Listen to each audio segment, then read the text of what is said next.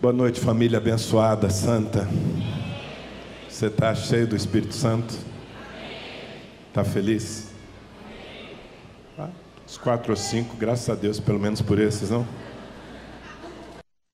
Felicidade contamina, quem sabe os outros saiam daqui encharcados da felicidade desses poucos. Você está feliz com Jesus ou não? Essa tem sido uma semana maravilhosa. Nós estamos tão agradecidos a Deus por Ele abrir os seus tesouros e derramar sobre nós. Os homens que vieram nos ministrar desde quarta-feira aqui, de fato, são profetas do Senhor, falaram rasgado aquilo que nós precisamos ouvir. E agora a bola está com você, está comigo, não é? Tomarmos tudo aquilo que estamos ouvindo da parte de Deus e levarmos a sério, edificarmos as nossas casas de acordo com a palavra. Eu estou muito entusiasmado com essa noite, dou graças a Deus porque você teve a disposição de estar aqui. Para os que não são do movimento IES, é uma oportunidade que você tem de tomar um banho de juventude. Você vê que até eu vim assim com um visual diferente para me adequar ao sábado à noite, não é isso? Então receba, você que é tiozinho, receba o seu banho de juventude aí. E para os jovens que são os donos da casa aqui, no sábado, receba um pouco da nossa experiência. Porque a experiência a gente não compra, a gente adquire vivendo, amém? Bom, nós pensamos, eu queria pedir, eu vejo muito movimento, aliás, foi uma coisa que me incomodou no primeiro dia, muita gente movimentando, às vezes as crianças soltas, a gente fala, parece que alguns pais entram por um ouvido e saem pelo outro, mas você não pode, em nome da liberdade que você dá ao seu filho, você tirar a liberdade de um monte de gente que está à sua volta, atenção. Então eu peço que quem tem criança, cuide da sua criança, se for beber, chorar, se levanta, sai até resolver, porque senão afeta o ambiente do culto. E quem está buscando o seu lugar, encontre rápido, para a gente ter esse momento com a palavra mais uma vez, de uma maneira diferente hoje. Nós pensamos assim, puxa, seria tão bom se nós pudéssemos, durante a Semana da Família, trazer uma família perfeita para ministrar a igreja. Vai ser tremendo, não é? Uma família perfeita ministrando a igreja, que pode ser mais eficaz do que isso. O problema é que nós não achamos, irmãos. A família perfeita, ela só existe em foto de Facebook. A família perfeita não existe. Mas aí nós fomos para o plano B. Procuramos uma família feliz, uma família bem-sucedida, e, acima de tudo, uma família sacerdotal. E aí nós achamos. E eu quero convidá-la, minha esposa Mônica, minha filha Monique, meu filhote Gabriel.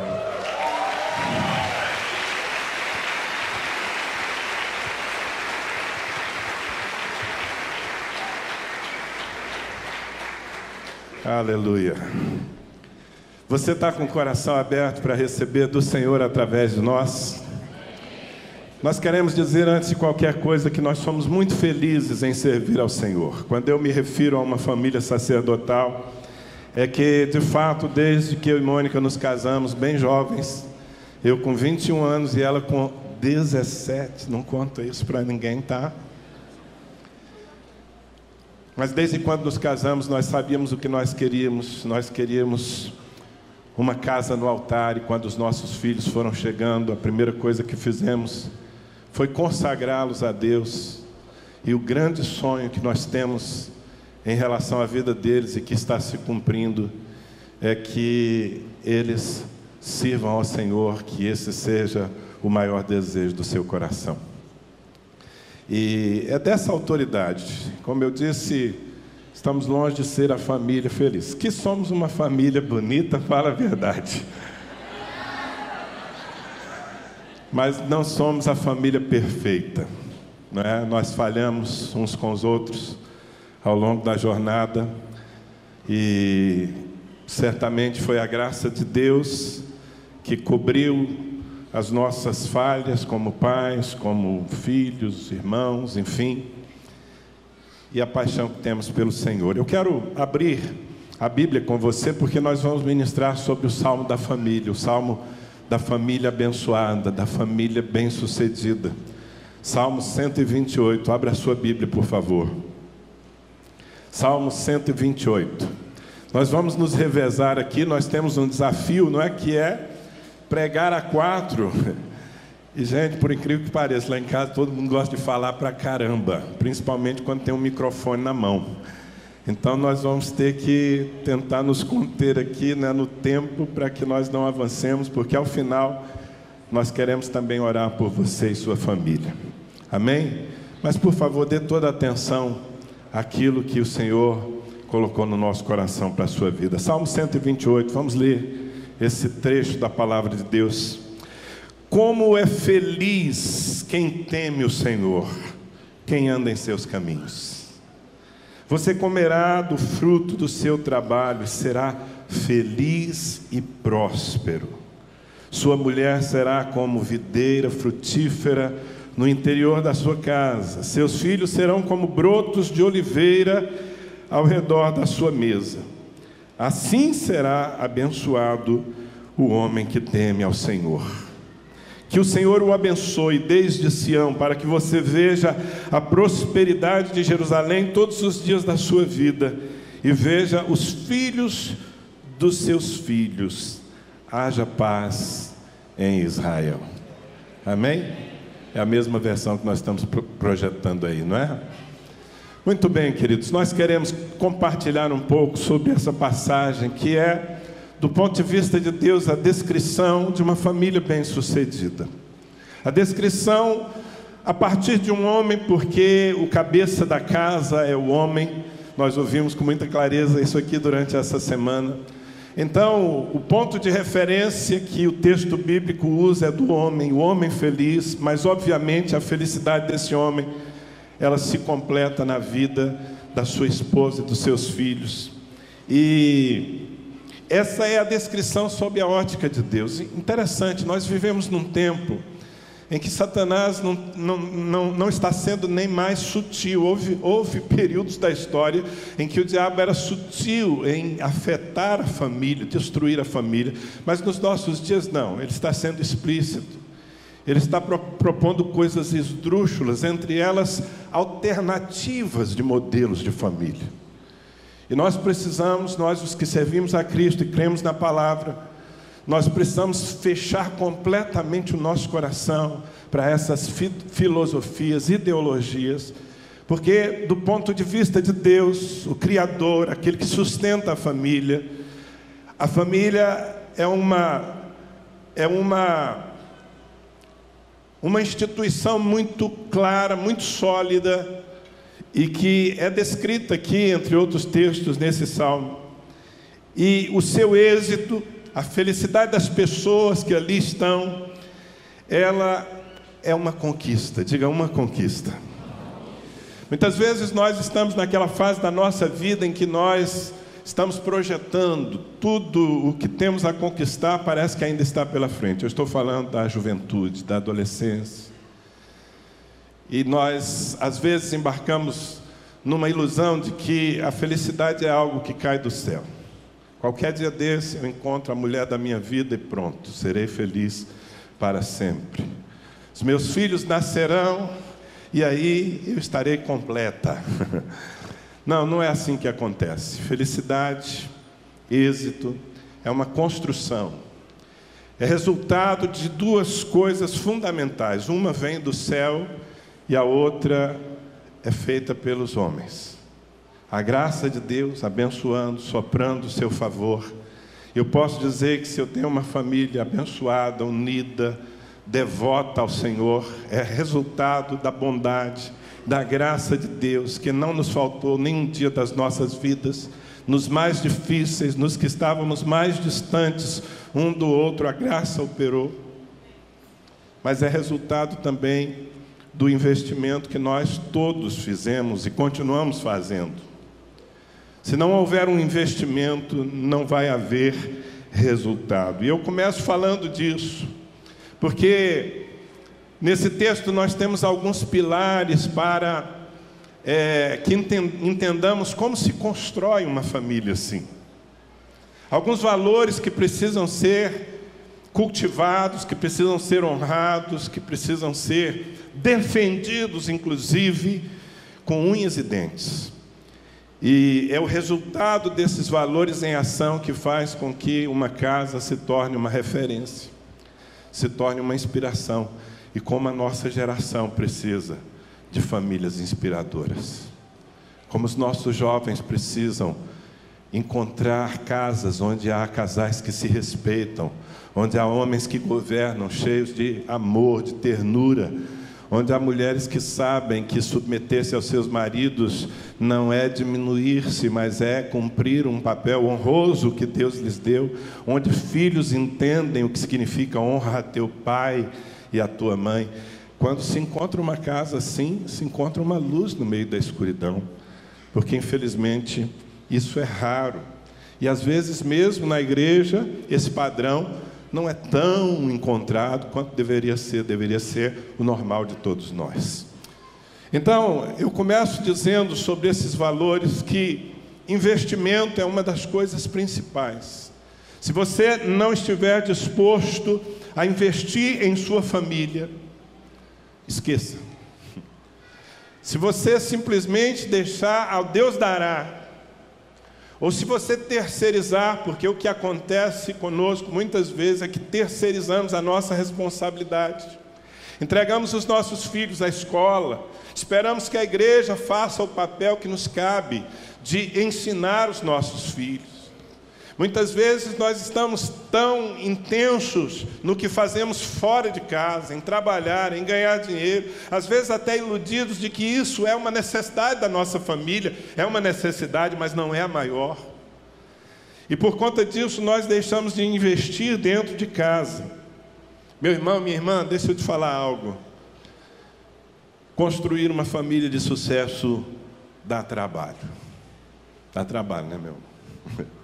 Dá trabalho porque você precisa separar tempo. Se você prestar atenção às palavras desse salmo, você vai perceber claramente que, claro, existe uma bênção de Deus na vida desse homem feliz, mas existe também muita dedicação.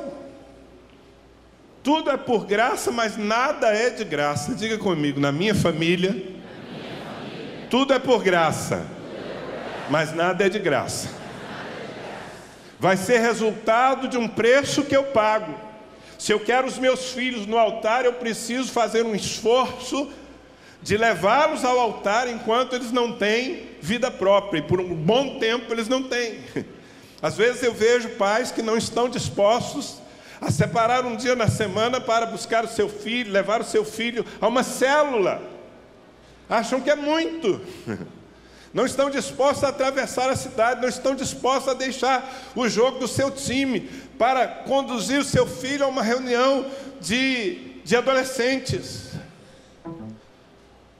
Muitas vezes nós achamos que a melhor maneira de fazê-los crescer é deixá-los crescer. Mas esse salmo nos demonstra que, na verdade, a nossa casa vai ser resultado de um cultivar. Aliás, essa figura aparece desde o início, quando Deus criou a família, lá no Éden. Aliás, Deus preparou a casa antes, não é? Deus preparou o jardim, depois colocou ali o casal e mandou que eles se multiplicassem. A família nasceu ali, a casa estava pronta, mas Deus disse, você tem uma responsabilidade, guardar e cultivar esse jardim. Cultivar um jardim é trabalhar por ele. E se você notar as expressões do Salmo, você vai ver que essa linguagem do cultivo está aí. No versículo 2 está escrito, você comerá do fruto do seu trabalho e será feliz e próspero. Aí nós logo pensamos, comerei do fruto do meu trabalho, aquilo que eu faço lá fora, minha vida profissional. Isso é só uma das nuances dessa expressão. Comerás do fruto do teu trabalho dentro de casa, do fruto do teu trabalho com os teus filhos, do fruto do teu trabalho em relação ao teu casamento, o investimento que você faz. No versículo 3, a descrição dos membros dessa família também traz essa ideia de cultivo, porque a mulher é comparada a uma videira frutífera. E uma videira não vai produzir boas uvas por conta própria, precisa de investimento. Sobre isso você vai ouvir daqui a pouco. Os filhos são apresentados como brotos, como rebentos de oliveira ao redor da mesa. Você sabe o que é um broto? É um ramo que nasce, e ele nasce, subsiste e cresce por causa da seiva que ele recebe da planta principal. Ou seja, se eu não estiver o tempo todo seivando os meus filhos nas coisas que são virtudes, especialmente na espiritualidade deles, eles nunca serão, dificilmente serão pessoas de altar. Então, nós precisamos nos dedicar. Diga, dedicação. Isso fala de tempo, isso fala de qualidade, isso fala de você entender que não há uma outra prioridade na sua família, não há uma outra prioridade na sua vida que deva ser colocado adiante da sua família. Ouça, nem mesmo o ministério. Primeiro a Deus, primeiro o Senhor. Você serve ao Senhor e Ele está acima de tudo. Depois, é assim que tenho feito, desde que constitui uma família. Depois, você estabelece a sua família como prioridade. E depois você faz todas as outras coisas, inclusive as santas, as do ministério. Amém? Então, se nós queremos uma família de sucesso, nós vamos precisar investir. Você quer ter filhos educados, preparados para a vida, então você precisa priorizar a educação deles, você precisa participar da educação deles. Se você pode, ainda que com muito esforço, abrindo mão de certas coisas que você gosta, mas se você pode pagar uma escola, e de preferência uma escola cristã para os seus filhos, pague. Deixe de jogar bola se for necessário. Deixe de pagar a quadra do fim de semana, se for necessário. Deixe de ter TV a cabo, se for necessário, para que os seus filhos possam ter uma educação melhor. Você não vai se arrepender disso. Eu estou falando de coisas que nós decidimos fazer. E porque decidimos fazer, estamos já colhendo os frutos dessa boa decisão. Amém? Então diga comigo, uma família de sucesso dá trabalho. Shalom, igreja. Estou feliz de estar aqui hoje. Foi um dia hiper corrido. Acordei às 6 para poder ir ministrar em São Paulo. Voltei agora, cheguei agora na rodoviária, Dani me pegou, só subi ali para passar um batonzinho para ficar mais bem apresentável aqui. Mas eu estou feliz porque, como a Dani falou aqui, nós não somos a família perfeita. Aliás, esses dias uma irmã chegou para mim, gostei disso. Ela chegou e falou assim, Mônica, eu quero te agradecer. Foi tão bom a minha filha ter estado um tempo com vocês. Ela teve a oportunidade, a filha dela, de estar conosco, com a nossa família. E ela falou assim, foi um divisor de águas na vida dela. Ela chegou falando. Eu falei, fiquei assim, curiosa de saber o que ela ia falar da nossa família, né? Assim, quanta gente abençoou. Ela falou assim, sabe por que foi bom? Porque ela viu que nenhuma família é perfeita. Eu achei isso o máximo. A descoberta do ano na vida dela. Ela falou, a minha filha, ela tem uma expectativa dela mesmo, das pessoas convertidas, ela é criteriosa, ela é compromissada, mas ela estando com vocês, ela viu que nenhuma família é perfeita. Eu falei, hello, bem-vinda ao mundo. Então nós não somos uma família perfeita, nós só somos uma família feliz, harmoniosa, funcional, que deu certo, que tem prazer de estar na nossa casa, entre nós, e que tem dado frutos para a glória de Deus.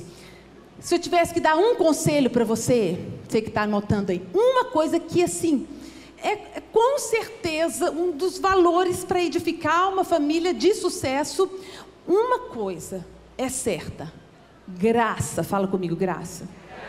Ou seja, aquilo que não depende da gente. Isso não tem como tirar da fórmula a graça de Deus. Por isso que a Bíblia fala, se o Senhor não edificar a casa, em vão trabalhos que a edificam. Dani veio falar que precisa de um trabalho, de um investimento, é verdade.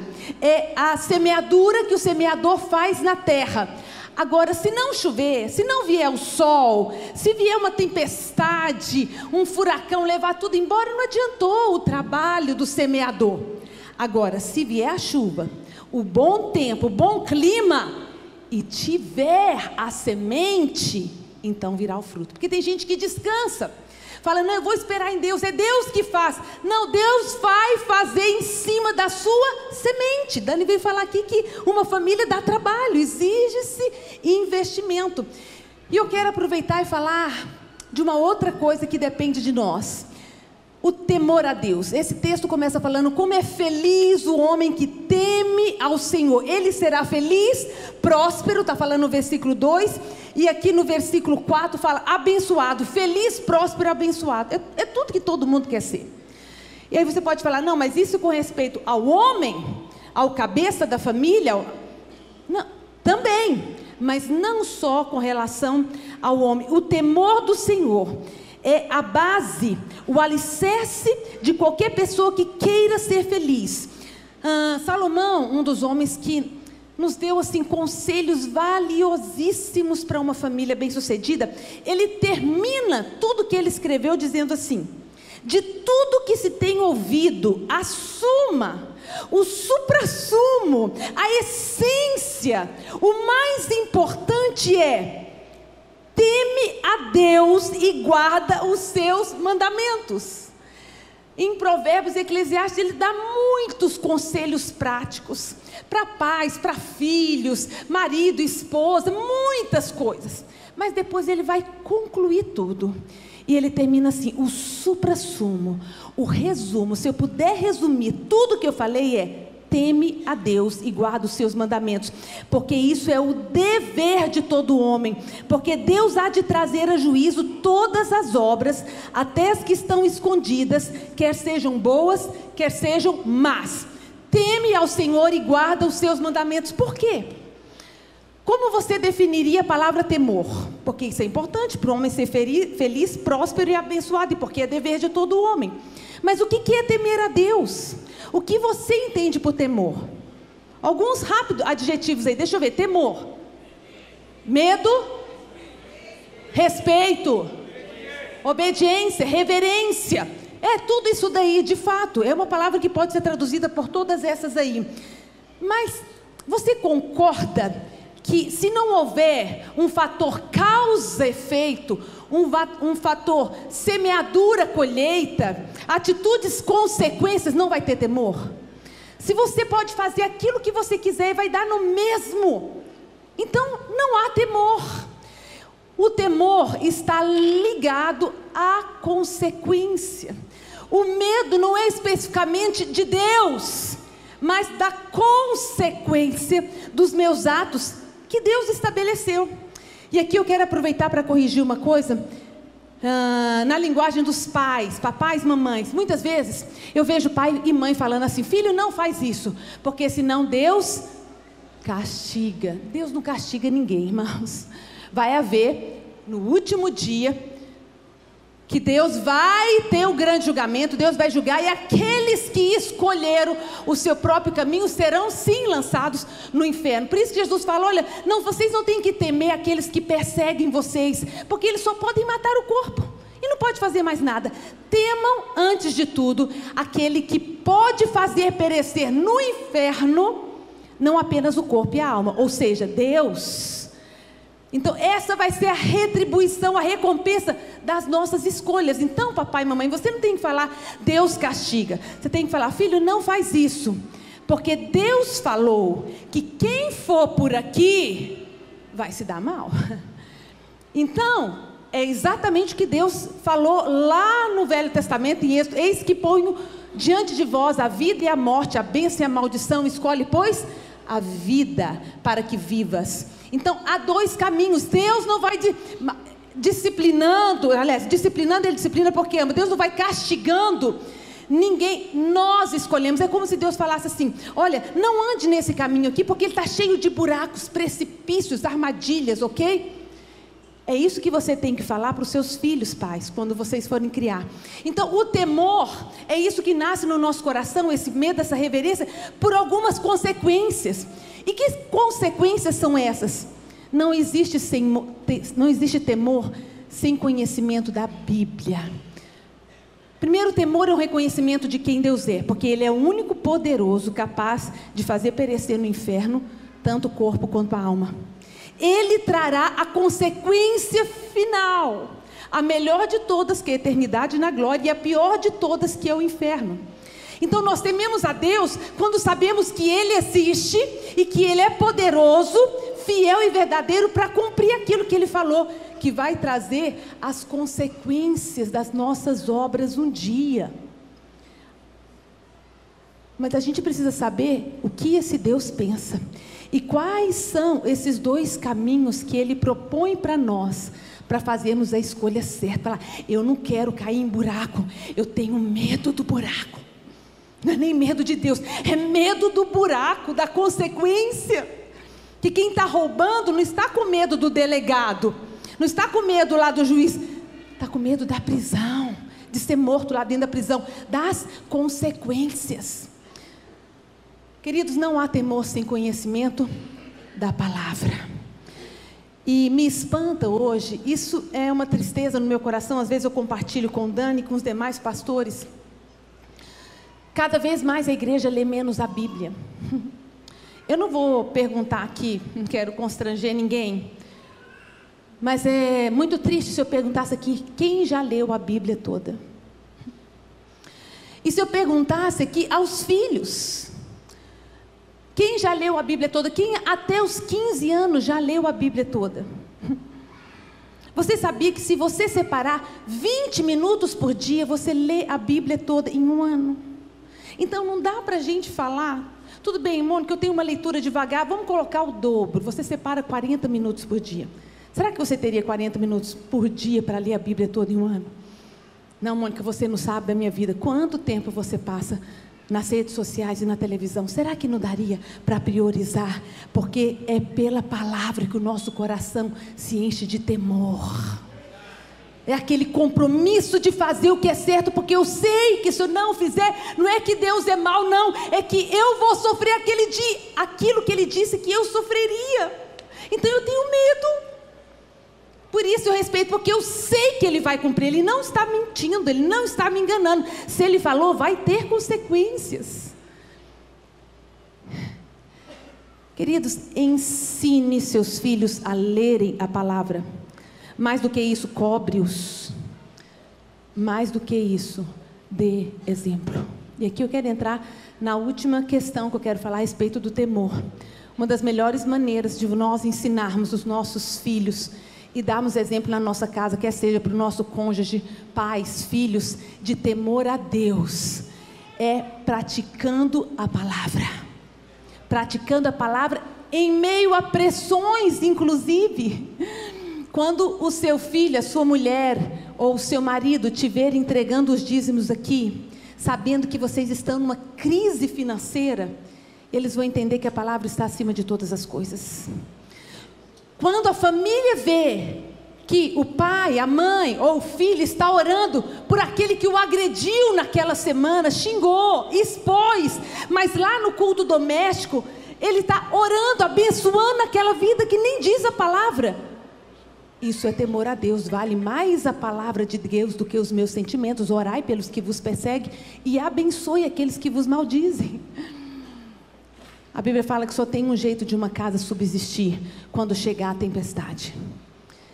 É quando as pessoas dessa casa, elas leem a Bíblia, elas conhecem a vontade de Deus, mas não apenas leem a Bíblia, elas praticam, elas obedecem. É isso que diz a Bíblia, que o homem que obedece as palavras, a palavra do Senhor, aquilo que Ele diz, é como aquele que constrói a sua casa sobre a rocha, e vem tempestade. Irmãos, a minha casa já passou por tempestades, já veio tempestade sobre a minha vida e sobre a minha casa, já veio tempestade sobre a sua, e a única garantia da tempestade não derrubar tudo, o que nos custou, como o Dani diz, o que nos custou o trabalho, a única garantia é se tiver na rocha. E sabe o que é estar na rocha? Conhecer e obedecer a palavra. E isso vem do temor. Sabe de uma coisa, só para encerrar aqui? A base do nosso relacionamento com Deus tem que ser o amor e não o temor. O temor faz parte, porque a Ele, o grande, altíssimo, todo-poderoso, reverência, respeito. Mas a base do nosso relacionamento com Deus, o nosso Pai, não é o temor, é o amor. Nós o entendemos como autoridade. Eu nem posso falar que, se nós entendemos como autoridade, isso aí nós já devotamos a Ele temor. Mas Deus não quer que nós relacionemos com Ele apenas baseado em temor, assim como você não quer que seus filhos se relacionem com você pelo medo. Não, se não fizer, papai vai bater. Não, se não fizer, papai... É bom que ele saiba que vai ter uma consequência, que vai vir a vara e outros modos de disciplina. Mas o que a gente quer no relacionamento é que seja por amor. Todo mundo deseja isso. Que a mulher esteja com o marido por amor, o marido com a mulher por amor, os filhos com os pais com os filhos. Amor. E deixa eu te falar uma coisa. Nada do que você faça de tão certo ou de tão errado fará com que Deus te ame mais ou menos. Você já ouviu isso trocentas vezes. Então, o amor de Deus por você é independente da sua obediência ou da sua desobediência, ok? Ele vai te amar incondicionalmente sempre. Amor é uma coisa, aprovação é outra coisa. E o céu é o lugar dos aprovados. Meu filho sabe que eu vou amá-lo independente de qualquer coisa. Meus filhos, independente de qualquer coisa. Graças a Deus, eles nunca nos trouxeram tristezas, dores. Mas eu conheço aqui pais que sofrem por causa das escolhas dos seus filhos, mas não os deixam de amar. Assim é Deus conosco, irmãos. Agora, aprovar só se o filho andar no caminho do Pai. E o céu, a casa bem-sucedida, feliz, próspera e abençoada, é para aqueles que andam no caminho do Pai. Sobre tudo, a suma é: teme a Deus e anda nos seus caminhos e guarda os seus mandamentos para ser uma família bem-sucedida. Amém? Graça e paz, igreja. Amém? Glória a Deus. Para começar, eu queria dizer para vocês aqui, ressaltar mais uma vez, nossa família, nós aqui, quem está perto de nós sabe, nossos amigos sabem, nós estamos longe de ser a família de Hollywood. Nós não somos perfeitos e em algumas áreas, se você olhar, nós não somos nem bons. Mas eu queria dizer que nós, como família sacerdotal desta igreja aqui, de alguma forma nós queremos inspirar vocês. De alguma forma nós queremos dizer que sim, é possível você ter uma família santa e próspera nos dias de hoje. Sim, é possível você ter um casamento de sucesso. Sim, é possível você ter filhos que são apaixonados por Jesus. Sim, é possível, apesar das investidas fortes do diabo, você ter a postura sempre a mesma diante de Deus e diante da sociedade, de que eu e a minha casa serviremos a Deus. Amém? Eu acho interessante aqui a expressão que Salmo 127 usa para falar dos filhos. Diz que os seus filhos serão como brotos de oliveira ou como rebentos de oliveira. Nós sabemos pela palavra de Deus, vocês sabem, talvez a maioria daqui já ouviu, que a oliveira na Bíblia ela tem um significado muito forte, muito particular. Tem outro microfone aí? Então, a oliveira na palavra de Deus, ela tem um significado muito singular, porque a oliveira, ela produz a azeitona, e a azeitona, ela produz o azeite. Amém? Está comigo aqui? E o azeite na palavra de Deus, ou óleo, isso representa a unção. Isso representa a presença de Deus em uma casa. Deus está falando aqui em Salmo 127 de uma família que seria uma família próspera, uma família cheia da presença de Deus. Os filhos seriam como rebentos de oliveira, ou seja, a casa. Os pais e os filhos, eles devem conservar a presença de Deus. Eu quero te dizer aqui nessa noite que, muito antes da igreja, a sua família, ela deve ser principalmente o lugar primordial onde você cultiva a presença de Deus. Eu quero te dizer que muito antes de Deus formar a sua igreja e desejar que eles se unissem para adorar e para ter um relacionamento com Ele, Ele criou a família. E desejou que eles se relacionassem com Ele. Muito antes, a sua casa ela deve ser o lugar principal de cultivo da presença de Deus. Pais, deixa eu falar com vocês. Eu creio que os pais, a exemplo dos meus, os pais que cultivam a presença, os pais que têm uma vida de oração, eles vão gerar filhos que tenham a presença de Deus, que tenham uma vida de oração. Eu me lembro de muitas vezes ver a minha mãe plantada lá no quarto, lendo a Bíblia. Até hoje, desde quando eu cresci, desde pequeno. Até hoje eu vejo ela lá passar horas no quarto estudando a palavra, ama a palavra. Tantas vezes meu pai, virando madrugadas, preparando algo, se afundando na presença de Deus. Ver isso constantemente dentro da minha casa, me fez desejar a presença de Deus. Pais que cultivam a presença de Deus vão gerar filhos que cultivam a presença de Deus. Agora, filhos, deixa eu falar com vocês, filhos solteiros. Quantos filhos nós temos aqui solteiros? Que moram com o papai e mamãe ainda, como eu. Toma leitinho, leite com pera da mamãe, bolo de cenoura.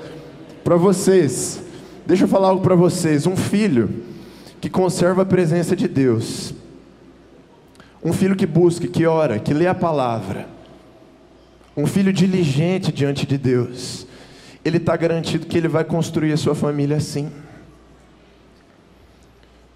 Muito antes de você se casar, eu posso dizer se você vai ter uma família abençoada ou não, você solteiro como eu. Porque simplesmente, você já, hoje, solteiro ainda, já está construindo a sua família. Quantos estão entendendo? Não se iluda achando que o seu casamento ele vai te trazer a presença de Deus. Eu vou casar com um homem de Deus, eu vou casar com uma mulher de Deus, e isso vai constituir uma família próspera e abençoada, cheia da presença de Deus. Não, você filho, você já está semeando os frutos que você vai ter na sua família. Conserve a presença de Deus, leia a palavra, estude a palavra, não só leia. A gente tem esse negócio de ler a palavra, de ler um versículo por dia para bater o ponto, cumprir tabela, mas pega esse versículo e leia. Eu lembro muitas vezes, eu com os meus pais, quando eu estava estudando na escola bíblica lá em Dallas, a gente passava horas no FaceTime, às vezes, falando, pai, me ajuda aqui, me ajuda a entender esse texto. E às vezes a gente passava 3, 4 horas, né? Me ajuda, eu estou confuso, porque a nossa casa sempre foi um lugar de conservar a presença de Deus, de discutir a palavra. Eu me lembro de muitas vezes passar horas perto da minha mãe, ela me ensinando sobre o Antigo Testamento, sobre os reis de Israel, ensinando sobre a história de Israel. Então eu creio que a casa, tanto para os pais quanto para os filhos, como diz em Salmo 127, é um lugar para conservarmos a presença de Deus. O óleo, o azeite na Bíblia, ele é usado muitas vezes para preparar um ambiente ou uma pessoa para receber a presença de Deus de uma maneira diferente, amém? O óleo muitas vezes ele é usado ali também no tabernáculo para manter uma chama acesa, uma chama que não se apagava. O azeite ele era reposto ali de uma maneira que aquela chama nunca se apagava. Por isso que Salmo 127 fala que os filhos, eles seriam como rebentos de oliveira. 128, desculpa. Diz que os filhos seriam como rebentos de oliveira, ou seja, eles manteriam sempre uma chama acesa. Eles vão manter sempre a presença de Deus dentro deles. Para encerrar, eu gostaria de lembrar que Jesus, ele se referiu ao ambiente familiar como um lugar de oração. Jesus disse que a casa de Deus seria chamada como casa de oração. Jesus também disse que nós deveríamos entrar no nosso quarto, fechar a porta atrás de nós e buscarmos ao nosso Pai que está em secreto. Ou seja, o nosso Mestre Jesus, Ele nos ensinou, uma casa deve ser um lugar de conservar a presença de Deus, a intimidade. Em nome de Jesus, amém.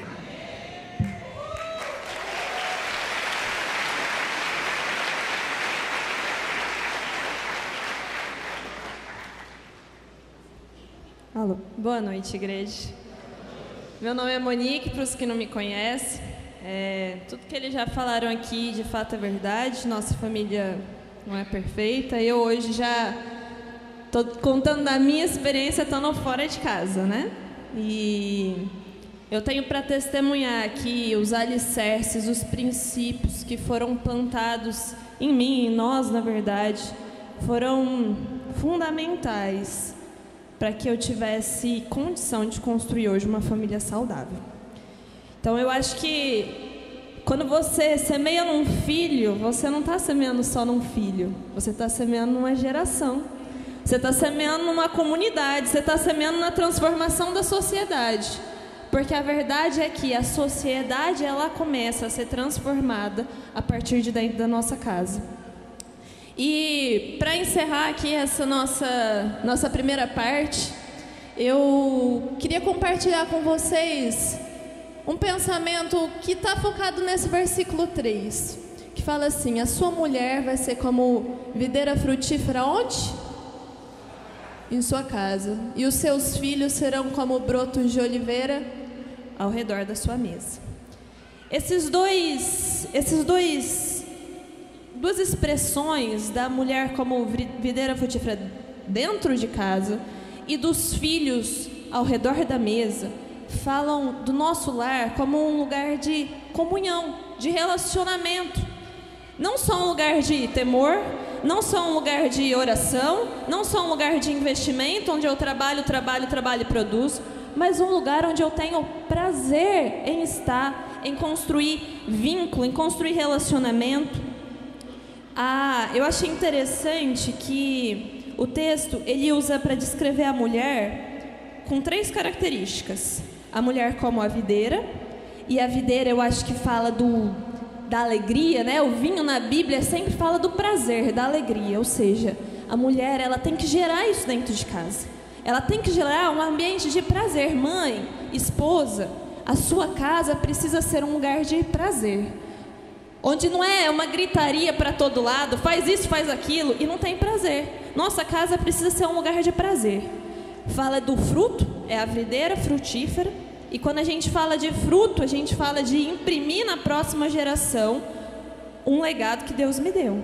Ou seja, o propósito que Deus colocou na minha vida não pode morrer em mim, ele tem que ser passado para frente. E fala de dentro de casa. Eu vejo uma geração, onde estão os jovens que não têm filhos? Levante sua mão. Eu vejo uma geração que tem sido criada para fora de casa. Os nossos sonhos, jovens, olhe para dentro do seu coração agora, porque os nossos sonhos, quando você pensa que eu mais quero na vida, é um emprego de sucesso, é uma faculdade boa, é um carro bom, é uma casa boa, e a gente deixou de sonhar com a família. Ainda isso na igreja talvez não seja tão evidente quanto é no mundo. Eu vivo dentro de uma universidade e o casamento é uma coisa ultrapassada. Ninguém sonha com isso. Sonhar em casar, isso é a coisa do século passado. Filho? Não, filho é se tiver tempo. Se der tempo na vida, eu vou ter filho. Se não, não, eu tenho que construir minha casa, eu tenho que ter um emprego bom, eu tenho que ter estabilidade financeira. E deixa eu te falar uma coisa, jovens casados, recém-casados que não têm filho, jovens solteiros. A Bíblia diz que os filhos são herança do Senhor. Quando você deixa de sonhar com as conquistas de dentro da sua casa, você está abrindo mão da herança de Deus para você. Você pode conquistar o melhor emprego, a melhor faculdade, o carro do ano. Tudo isso é conquista terrena. Quando você não cria a próxima geração, não constrói dentro da sua casa um legado para ser transmitido, você está abrindo mão da herança do Senhor. E fala dos filhos ao redor da mesa. Quem aqui, quero ter essa noção, tem o hábito de todo dia, não é de sábado, de domingo, todo dia, de sentar na mesa junto como família? Pelo menos uma refeição no dia. Quantos aqui? A minoria. A minoria. Sabe por que a gente não cria relacionamento dentro de casa? Porque a gente não tem espaço para fazer. Sabe por que muitas vezes os pais têm filhos que são distantes, que não encontram na casa um lugar seguro para compartilhar das suas lutas, das suas dificuldades, das suas necessidades? Porque ele não tem espaço para fazer. Quando ele está em casa, o pai está assistindo televisão, a mãe está arrumando a casa, está trabalhando, e não tem um lugar para olhar nos olhos, para construir o relacionamento. Como eu vou sentir segura numa casa onde eu não tenho em quem me apoiar, em quem confiar, com quem me abrir? Então, a gente precisa gerar em casa um lugar, a oportunidade dos relacionamentos serem criados. As nossas melhores amizades, elas precisam ser construídas dentro da nossa família. E eu sei que isso é um desafio, eu sei o quanto isso foi um desafio para os meus pais, principalmente durante a adolescência. Nossa casa é uma casa de 3 coléricos e 1 Gabriel. E os relacionamentos nem sempre são fáceis por causa disso. Isso complica as coisas às vezes, porque são temperamentos fortes. Mas eu sei que o investimento deles, de todas as vezes procurarem encontrar esse canal de comunicação, que muitas das vezes ao longo do nosso crescimento foi sem sucesso, porque não encontraram, porque faltou em nós o coração de abrir. E hoje, eu estava esses dias falando isso com o Lucas, que eu falo assim, nossa, como eu queria ter sido mais amiga dos meus pais quando eu era mais nova. Porque hoje eles são os meus melhores amigos. Mas durante a minha adolescência, eu perdi tanto tempo, tanta oportunidade. Filho, aproveite seus pais. Aproveita a comida da sua mãe também, que você vai sentir falta depois. Mas aproveita o momento que você está em casa para construir, para ser construído, para ser edificado, para que os princípios que eles têm para semear em você encontrem lugar e profundidade, para que quando você sair para construir a sua família, você tenha condições para isso. E quando a gente não tem relacionamento, a autoridade perde o poder. A amizade e a autoridade, elas não são incompatíveis. Elas precisam existir juntas. A autoridade só, sem relacionamento, não funciona. Porque eu não vou respeitar, eu não vou obedecer a alguém que não se importa comigo. Que a pessoa está dando ordem simplesmente pelos benefícios próprios dela. Isso não faz sentido. Muitas vezes os pais, eles só aparecem na hora da bronca. Só aparecem na hora de disciplinar. E não estão no resto do tempo. Não tem a capacidade de chegar, sentar e falar como você está, como foi seu dia, como está a sua vida. O relacionamento precisa existir para que a autoridade encontre uma base. Mas eu quero te dizer uma coisa, pai. Se você tiver que escolher entre ser amigo do seu filho ou ser a autoridade de Deus sobre a vida dele, escolha ser a autoridade de Deus sobre a vida dele. Às vezes, ao longo do nosso crescimento, da nossa formação, não dá para ser o amiguinho e a autoridade junto. E eu vejo que muitos jovens estão se perdendo porque os pais são só amigos. Os pais, não quero perder, não quero afastar o meu filho. Se eu colocar regras demais e limites demais, eu vou afastar. Amigo, a gente tem um monte. Pai, só tem você. Se você não cumprir o seu papel de pai, de colocar limite, colocar regra, colocar temor, ensinar o temor do Senhor, não vai ter quem o faça. E aí por isso a geração está perdida. Por isso os jovens estão afundados nessa crise moral que a gente tem vivido na sociedade. Porque tem um monte de pai que é só amigo, mas não coloca limite, não tem disciplina. Então, as duas coisas, o relacionamento e a autoridade, elas precisam andar juntos. Quando eu entendo e eu recebo o amor, a submissão ela é muito mais fácil. E assim, uma coisa muito importante dentro de uma casa é que exista lugar para comunicação. Como eu tinha falado, somos uma casa de coléricos, exceto o Gabriel, e que já começou a ser um pouco assim contaminado, coitado, né? Não teve escolha. Mas uma coisa tão boa na minha casa é que a gente sempre teve espaço para falar. E eu vejo minha mãe já deu esse testemunho aqui algumas vezes, que foi um acordo deles do casamento: eu vou me submeter, mas eu vou ter o direito de me expressar, de falar eu não concordo, eu penso diferente. No final a palavra é do homem, é do cabeça, não é que é a autoridade. Mas eu sempre tive espaço para falar eu penso diferente, e eu usei esse espaço muitas vezes. De poder falar assim: olha, eu não concordo, eu acho que você está fazendo errado. E porque eu me senti compreendida, eu me senti ouvida, eu senti que a minha opinião importava, mesmo a opinião dele sendo diferente, no fim prevaleceu a dele, eu me submeti. Mas teve muitas vezes que não na hora, porque colérico tem dificuldade de reconhecer o erro na hora, né? Mas uns 3 dias depois, ele chegava e falava assim: filha, eu pensei, o Espírito Santo convencia o pai, né?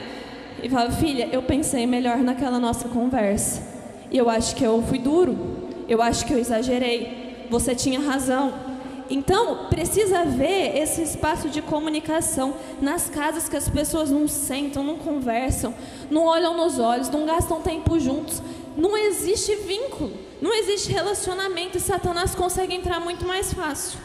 Então, eu creio que está chegando um tempo, como diz lá em Malaquias, que o coração dos pais vão se voltar para os filhos e dos filhos aos pais. Mas presta atenção, no fim desse versículo fala assim, ó: ele fará com que os corações dos pais se voltem aos filhos e dos filhos aos pais. Do contrário, eu virei e castigarei a terra com maldição.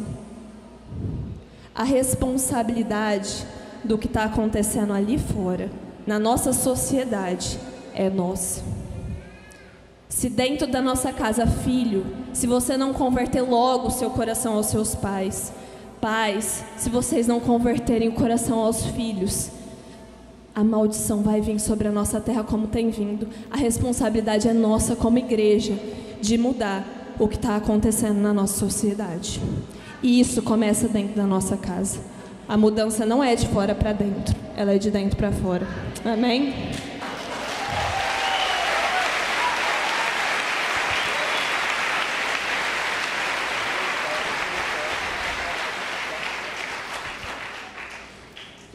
Obviamente que a gente tentar colocar aqui num período de menos de 1 hora todos os valores que são importantes para o desenvolvimento de uma família abençoada é impossível. A gente se apropriou desse Salmo 128, para tocar em algumas coisas que são essenciais. Se você entender essas coisas, se você realmente sair dessa semana não como alguém que participou de um programa especial, edificante, legal, diferente, mas como alguém que recebeu chaves poderosas e que decidiu, ainda que tardiamente, porque quanto mais cedo nós começamos a praticar essas coisas, mais fácil será ver os resultados, mais rápido virão os resultados, não é?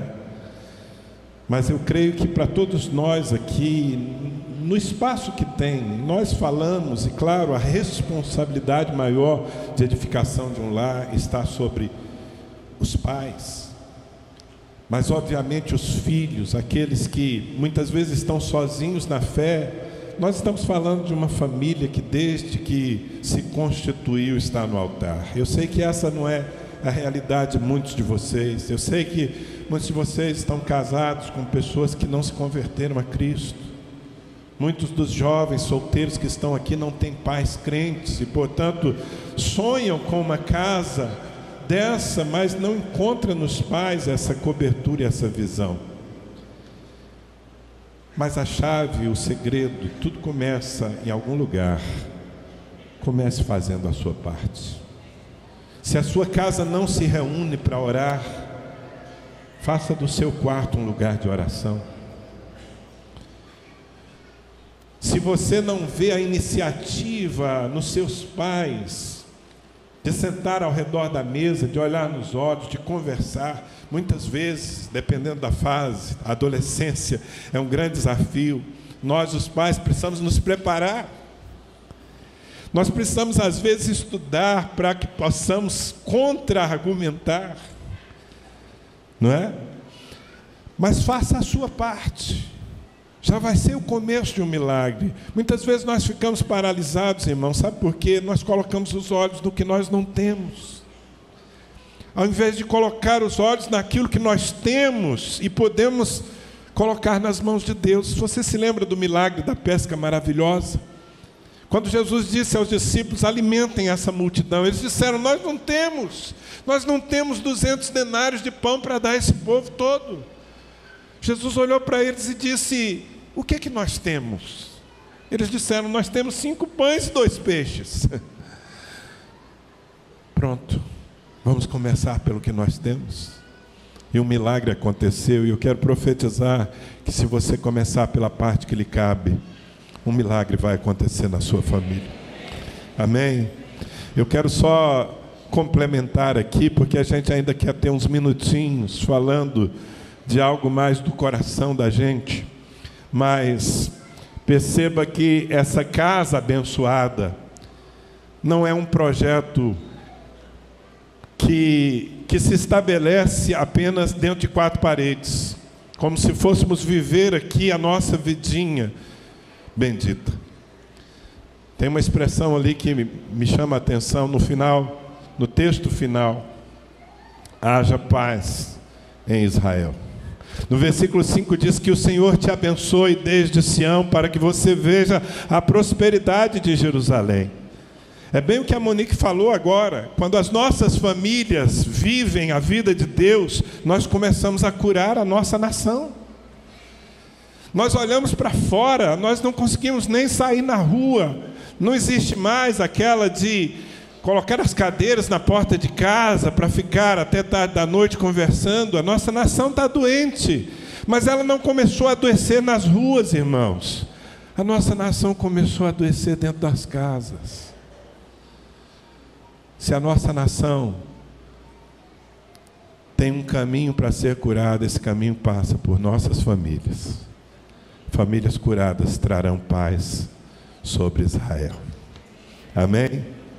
Você recebe essa palavra? Glória a Deus. Certamente todos nós aqui temos muito mais coisas para compartilhar, e na verdade vamos fazer porque não estamos terminando ainda. Eu quero dar 5 minutos, cada um de nós vai tomar ainda mais 5 minutos aqui, para compartilhar algo do seu coração, da posição em que ocupa na família. Mas antes de fazer isso, eu queria que o Lucas viesse sentar-se aqui do lado da Monique, porque afinal de contas, perdeu, mano. Até porque tem uma parte desse salmo que, para se cumprir, é preciso que o Lucas coopere. Versículo 5. E veja os filhos dos seus filhos. Igreja, diga amém, por favor. Eu quero netos.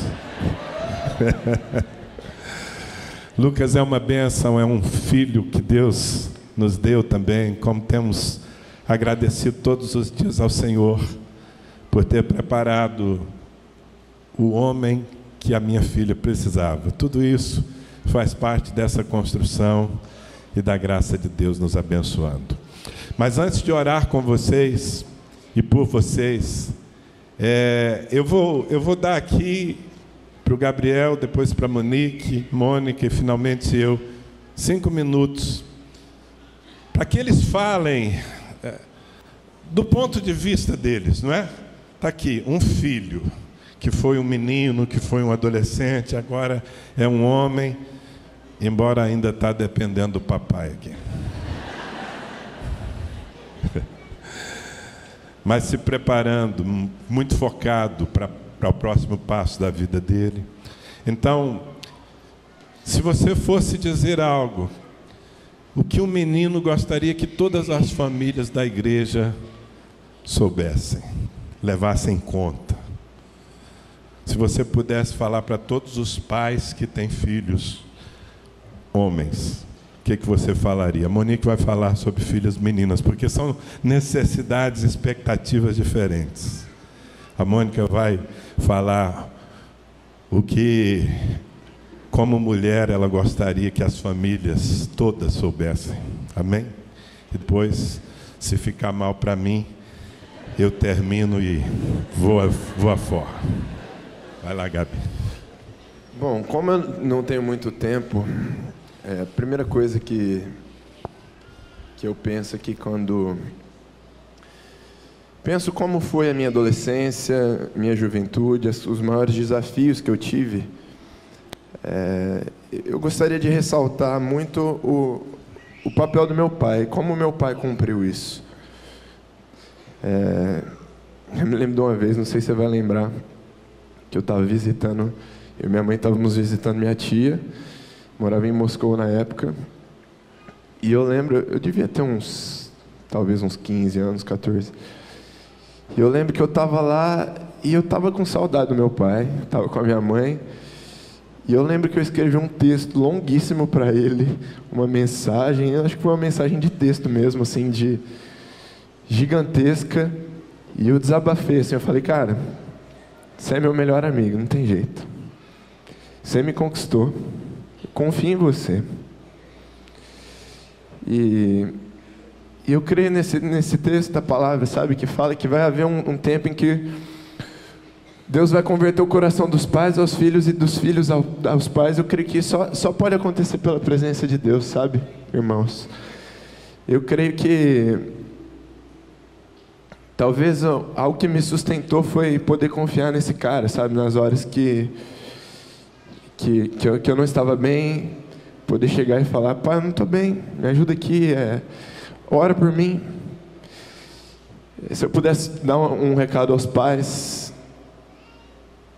nessa noite aqui, uma figura tão distorcida hoje na nossa sociedade, conquiste o coração dos seus filhos, ame eles, cuide deles.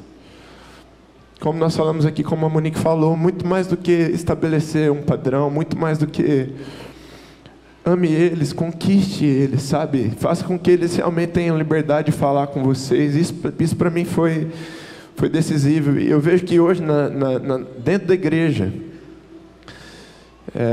muitas vezes nós temos uma polarização, né? Temos dois extremos. Talvez o primeiro, que seja a maioria, são pais e mães que não participam muito da vida dos filhos, que deixam a sociedade criar eles, deixam as escolas criarem eles. Talvez essa seja a maior parte entre nós, infelizmente. Mas nós cremos que Deus está levantando uma geração de famílias tementes a Deus, amém? Mas eu creio que existe muito disso ainda. E por outro lado, existem famílias em que os pais e as mães, eles querem fechar os filhos dentro de um lugar ali, e os filhos não se sentem abertos, se sentem presos. Isso é mais raro, mas acontece às vezes. Os filhos, eles não têm a própria experiência com Deus deles, não têm liberdade dentro de casa. E eu creio que, sabe, a maneira com que eu tinha amizade do meu pai, que eu sempre tive liberdade de falar da minha vida, dos meus problemas, tenho e sempre vou ter. Isso fez com que eu tivesse as minhas próprias experiências. Sabe, eu e a Monique, nós não fomos criados dentro de um casulo, né? Nós somos criados dentro de uma família com padrão, de uma família que tinha limites. Mas sabe, essa liberdade, esse relacionamento que nós tivemos com os nossos pais, nos fez, sabe, ter liberdade de buscar as nossas próprias experiências. Eles nunca precisaram chegar para a gente falar, meu pai, minha mãe, nunca precisaram chegar e falar, olha, você não vai fazer isso e ficou por isso mesmo. Sabe, depois de algumas horas, como a Monique falou, talvez depois de um ou 2 dias, a gente tinha que sentar e falar, olha, mas a gente se ama, a gente está fazendo isso porque a gente ama vocês. E eles conquistaram isso em nós, tanto meu pai quanto minha mãe. Eu lembrei dessa história, mas conquistar a confiança, essa foi uma das marcas que eles alcançaram.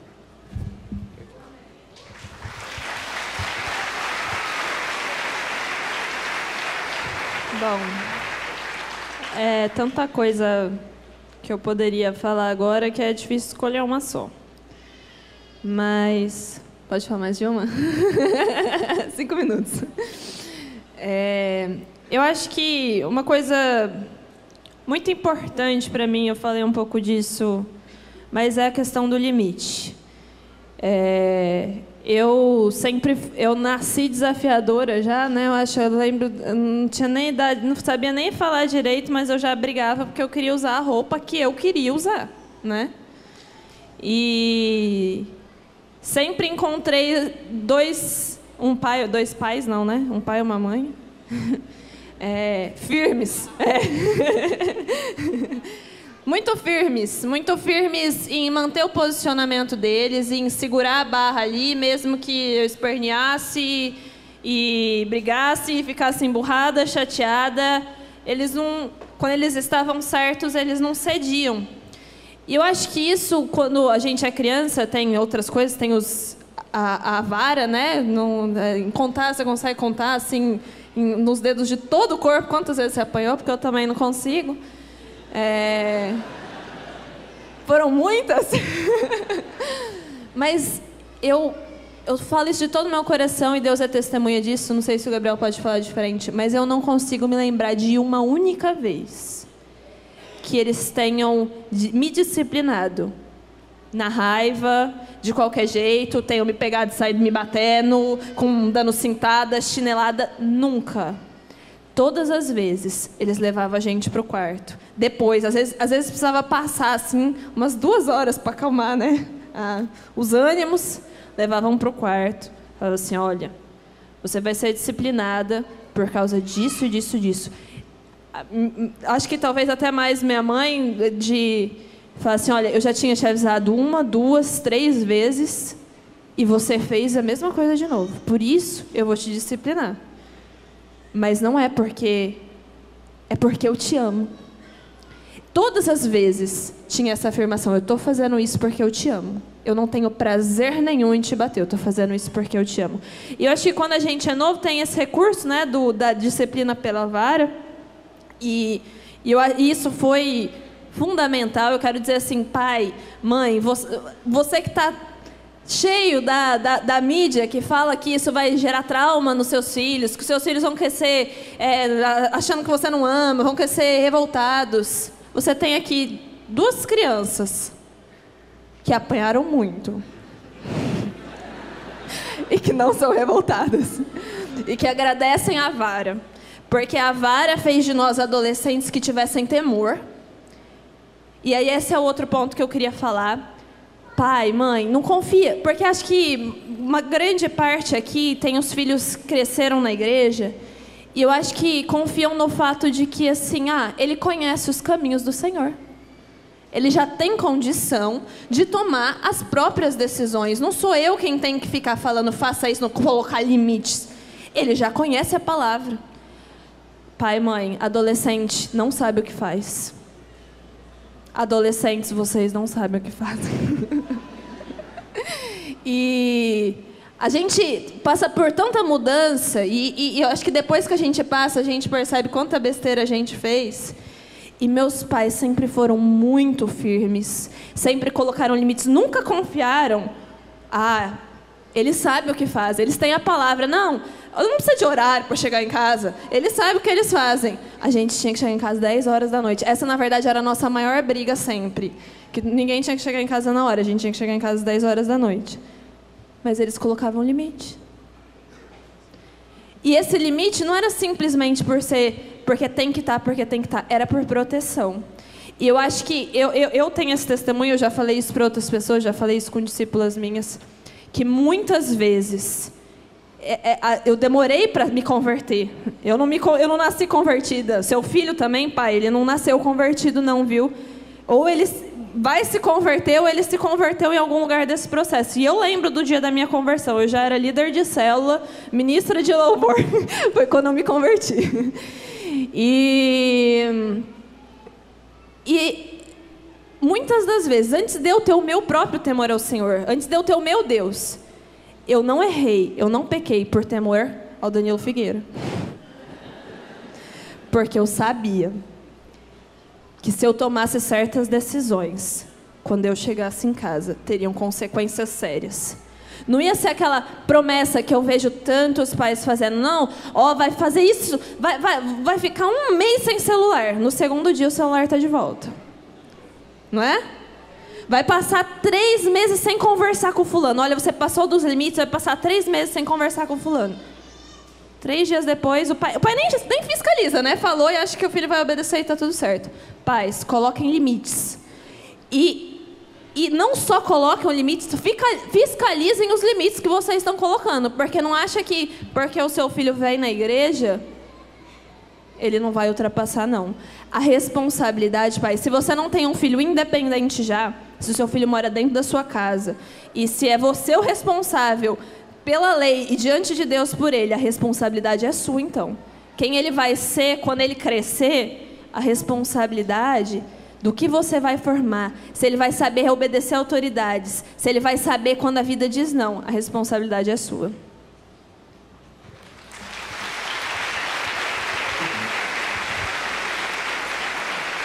Bom, eu quero aproveitar esse tempo.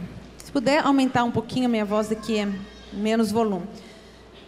Eu vim pensando, na verdade eu decidi o que falar no ônibus, no caminho de volta agora, e resolvi escrever aqui, fazer uma colinha, do que eu gostaria que as mulheres, né, fossem nas suas casas, porque as suas famílias esperam isso. E eu queria partir do ponto de partida aqui, daquilo que eu não fui, de algumas coisas que eu deixei de ser e que eu sei que prejudiquei a minha casa. Então eu quero começar daquilo que você não deve ser, que a sua família espera que você não seja, mulher. Eu coloquei aqui uma seção, primeiro, se eu pudesse voltar atrás. Que eu entendo o meu papel como esposa e como mãe, eu fracassei, e se eu pudesse voltar atrás, então, principalmente para vocês que estão começando, ou que vão começar o papel de mãe e esposa, vai aí algumas dicas do que você não deve ser, tá bom? Que a sua família não espera que você seja essas coisas aqui. Primeiro, procure não marcar a sua família negativamente. Ruim. E sabe, eu já falei aqui, esses dias pregando aqui, a última vez que eu subi nesse púlpito de domingo para pregar, falando sobre o preço da inconsequência, eu pincelei isso daqui.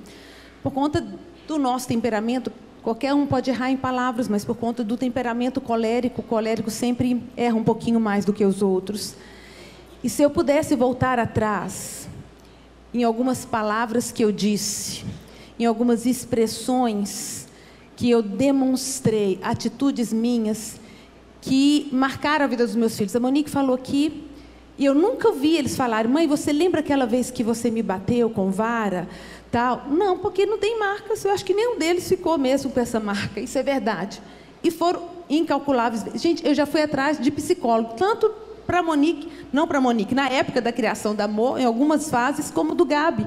Já procurei aqui a Magda, outros falando: eu não sei mais o que fazer. Eu já bati 5, 6 vezes no Gabi num dia. Num dia. E na Monique também. Dani chegava em casa, irmãs, eu estava chorando, amor. Não sei mais o que eu faço. Já bati 5 vezes, cansada.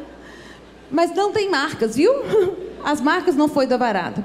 Sabe o que marcou? Que esses dias eles falam? Se eu pudesse falar, o que marcou? Olha lá. O beliscão debaixo da mesa. Que era um lugar que eu não tinha o que fazer, inconveniente. E eu aqui, ó, enfiei o beliscão. Isso não sai da cabeça deles, irmãos. Se eu pudesse voltar atrás, ter tirado o beliscão. Às vezes a fisionomia, o gato fala: mãe, mas por que você está bravo? Eu falo: não, filho, eu não estou bravo. Tá, porque você está aqui com esse negócio aqui, ó. Irmãos, eu faço botox desde então aqui para ver se abre essa prega. Porque a sua cara feia, o tom da sua voz, vai marcar seus filhos para sempre. Não são as varadas. Está aqui os meus filhos para dizer, incalculáveis. E um dia, 5, 6 vezes, tanto um quanto o outro apanharam. Não foram marcados se forem feitas corretamente essas disciplinas. Mas uma palavra, no momento de ira, a sua ira extrapolada, extravasada, com raiva, com expressões, isso vai marcar seus filhos para sempre. Se eu pudesse voltar atrás.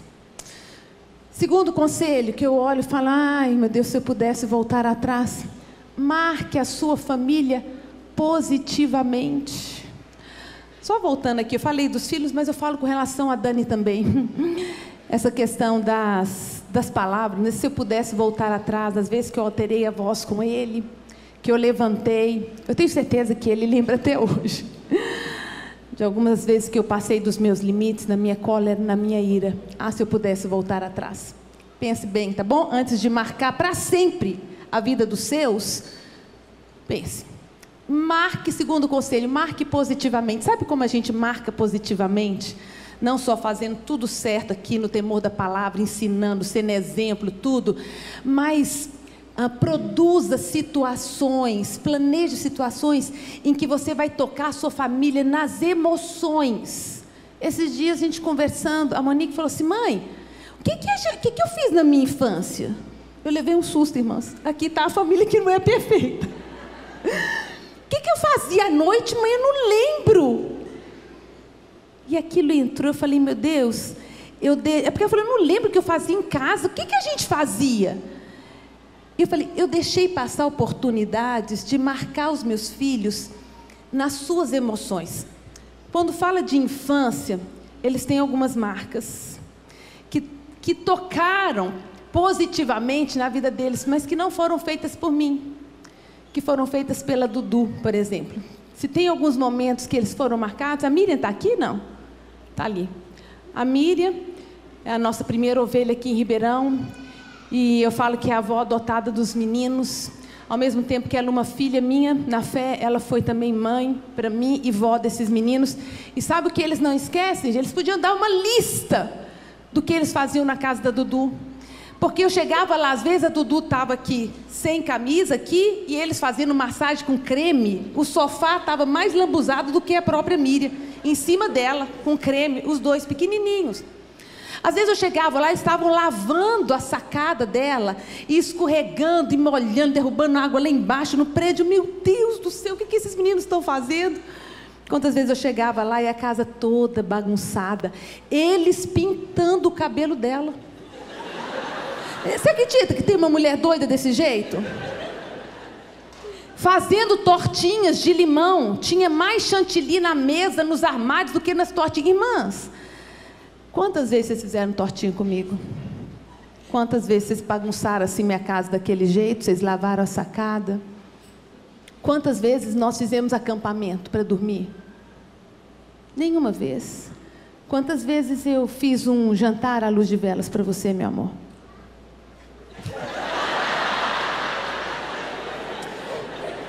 Deixei passar a oportunidade de marcar um único jantar, à luz de velas, estaria nesse coração para sempre, irmãos. Mas eu não fui capaz de fazer nenhum. Fiz outras coisas, lógico, românticas também, mas eu deixei passar tantas oportunidades. Eu tenho certeza que eles não esquecem o nosso pulo lá do Trapiche, o Trapiche é lá na fazenda do meu sogro, quando eles eram pequenininhos, que banhávamos num rio muito fundo, profundo, e andávamos de barquinho. As coisas que tocam as emoções, o que seus filhos gostam de fazer, sua esposa, seu esposo curte, marque para sempre as emoções dele. Gasta tempo marcando a vida dos seus filhos, da sua esposa e do seu marido, ok? Terceiro, rapidinho. Não acabou não, rapidinho. Peça mais perdão e se justifique menos. Se eu pudesse voltar atrás. Principalmente nós coléricos, que estamos sempre certos, que nunca estamos errados, a gente tem uma necessidade de ganhar o jogo, de prevalecer no relacionamento, quando a proposta de Deus para nós não é prevalecer, é preservar o relacionamento, o bom relacionamento. Então, irmãos, muitas vezes era aquela briga de foice, para quem que vai ceder, mas eu estou certa, até hoje é difícil. Mas se eu pudesse voltar atrás para poder preservar o clima da minha casa, como a Monique falou, nós mulheres, nós somos termostatos e não termômetros. A nossa casa vai estar como a gente está. Então, se eu pudesse voltar atrás para falar, tá bom, me perdoa, você tem razão. Irmãos, como teria sido melhor em muitas situações. Então, peça mais perdão, para poder manter um clima agradável, justifique-se menos, ceda a sua razão para poder ganhar o coração. Nessa hora é melhor ganhar o coração da sua família, da sua casa, tá bom? Mais experiências espirituais juntos, promovendo mais o sobrenatural de Deus. Nós, infelizmente, não mantivemos um hábito de cultos domésticos, mas se eu pudesse voltar atrás, para termos mais experiência, de vermos a glória de Deus, da manifestação, poder, vamos orar pelas enfermidades juntos, vamos dar espaço para o sobrenatural de Deus agir. Ainda assim, eles viram, Gabriel deu o testemunho aqui, mas se eu pudesse voltar atrás, eu teria tido mais experiências espirituais em família. Ok? Oração junto, jejum junto, e vamos fazer, nós estamos com um desafio, vamos dar a oportunidade de Deus trazer milagre. Aí eu entro a questão da palavra, ler a Bíblia juntos, discutir a Bíblia juntos, ok? E ensine os seus filhos ao caminho da compaixão e do serviço. Se eu pudesse voltar atrás, quantas vezes eu coloquei vocês no carro para a gente servir comida em algum asilo? Ou distribuir pão na rua? Nunca fiz. Ensina os seus filhos a dar valor ao outro, ao próximo, ao mais necessitado, a amar aqueles que mais precisam. Eu sei que eu falhei nisso, e isso vai edificar neles um coração diferente. E só reforçando 2 valores importantes, eu teria muitos. Quando o Dani falou 5 minutos, eu comecei a fazer minha lista de falhas, de erros. Se eu pudesse voltar atrás, então eu teria aqui 20, 30 para falar para vocês. Mas eu escolhi esses aqui, quero ressaltar só 2 aspectos positivos. A Monique já falou, valorize a mesa, não abra mão de ter pelo menos uma refeição em torno da mesa. E em segundo lugar, deixe seus filhos verem a paixão que você tem por Deus, pela palavra e pela igreja. A paixão, que quanto aquilo te faz bem, te traz alegria. Porque se cada vez que seu filho te vê chegando da igreja, ele vê, mas meu líder passou por mim e não me cumprimentou. Mas que igreja, hoje o pastor Danilo deu uma palavra, vou te falar, viu? Que palavra, eu precisava daquilo? Não, olha, marcaram uma programação, nada a ver, por isso a igreja, olha como é. Se eles não virem paixão no seu coração, pela igreja que você frequenta, eles não vão querer frequentar. Se eles não virem paixão, amor, pelo Deus que você serve, eles não vão querer servi-lo. Se eles não virem paixão pela palavra que você come, eles não vão querer comê-la. Então, essa igreja aqui, os meus filhos sabiam desde pequeno que não é uma igreja perfeita. Viram isso até hoje. Às vezes entram nas redes sociais, tem gente descascando a gente. Os seus pais, os pais deles, eles sabem desde pequeno que essa igreja não é perfeita, que nós muitas vezes ferimos e nós muitas vezes somos feridos, mas eles desde pequeno veem nós, escuta a gente falar, não é só falar, e veem que esse é o melhor lugar do mundo para nós. Gente, a comunidade cristã de Ribeirão Preto continua sendo o melhor lugar do mundo para nós. A gente tem prazer nessa família, prazer em ter um rebanho. Eu não é perfeito, eu sei, você não é perfeito, eu também não sou. Mas vocês são presente para nós, é o nosso deleite, é a nossa delícia. A gente dá a vida com alegria pela igreja, não é pesar, é alegria. Eu sei que vamos ser traídos mais vezes, vamos ser criticados, julgados, mas o que a igreja tem de bom vai ser sempre mais do que ela tem de ruim. Então demonstre isso para que seus filhos cresçam querendo essa igreja. Ela não é perfeita, mas ela é o melhor lugar para se estar. Cresçam amando ao Senhor, deixe eles verem assim, meu Deus, Deus não fez, não filho, Deus não fez, mas Deus está fazendo de modo diferente, Ele é digno do nosso louvor, não tem ninguém como Ele. Demonstra essa paixão, fala, nossa, esse Deus e essa igreja fazem os meus pais felizes desse jeito, é o motivo da alegria deles. Eu já sei o caminho, eu já sei por onde ir. 12 minutos.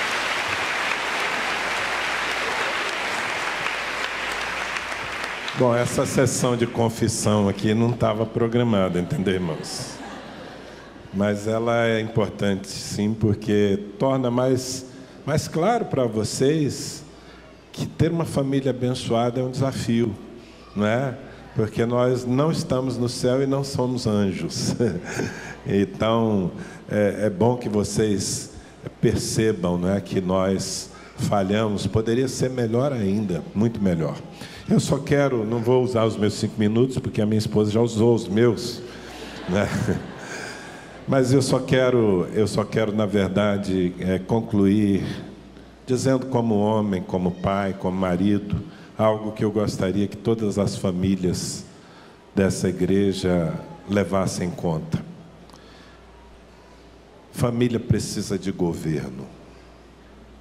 Família precisa de governo. A questão mais chave para nós termos uma sociedade tão desestruturada é falta de governo na família. Então, nós precisamos levar a palavra de Deus a sério. Mulheres, deixem seus maridos governarem, porque muitos homens não encontram espaço para governar pela ansiedade e pelo domínio das suas esposas. Homens, assumam o seu papel. Se vocês são tementes a Deus, se vocês estão no altar, obviamente, esse é o pré-requisito. Homens no altar, homens submissos ao Senhor, homens que são modelo. Uma vez que você se dedica a ser um modelo, não perfeito, mas um modelo, um homem de Deus, não tenha medo de exercer autoridade, que é muito diferente de autoritarismo, mas de estabelecer padrões, de sustentar padrões e de usar a disciplina, no caso dos filhos, quando o padrão é transgredido. Porque é com governo que nós estabelecemos ordem. E quando a ordem está estabelecida, o Espírito se move. Foi assim lá no começo. Lembra? Deus criou a terra, mas a terra era sem forma e vazia. Então, a palavra de Deus precisou colocar ordem naquele ambiente caótico. Nas nossas casas tem que ser assim também. Amém?